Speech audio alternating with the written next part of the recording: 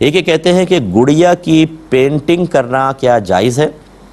جیسے گڑیا بن گئی، اس کے بال ول بنا رہے ہیں، اس پہ رنگ ونگ لگا رہے ہیں وغیرہ وغیرہ، یہ شرعاً جائز ہے کہ نہیں؟ جی بالکل کر سکتے ہیں، کیونکہ بچیاں کھیلتی ہیں گڑیاؤں سے، آج کل اس طرح کے ہزارہا کھلونے ہیں۔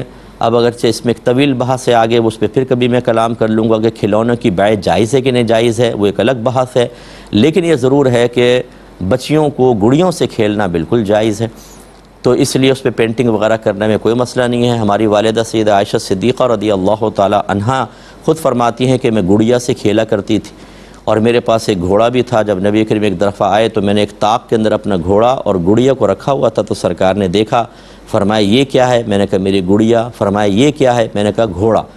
تو اس کے پر میں نے بنائے ہوئے تھے، سرکار نے فرمایا کہ اس کے تو پر ہیں، گھوڑے کے پر کہاں ہوتے ہیں؟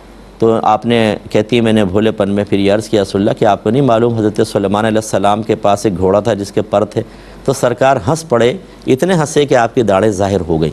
تو اب وہ یقینی سی بات ہے اس دور کے اعتبار سے کس طرح کا گڑیا اور کیسے تیار کی گئی ہوگی، جیسے پرانے زمانے میں وہ کپڑوں سے تیار کرتے تھے اس طرح کا ہوگا، اتنی فنیشنگ اور اس طرح کا تو نہیں تھا، لیکن بہرحال یہ تو ثابت ہے کیونکہ آپ کم سن تھیں، آپ تشریف لائی تھیں تو وہ سہیلیوں کے ساتھ کھیلتی تھیں اور گڑیوں سے کھیلتی تھیں، بخاری کی روایت موجود ہے۔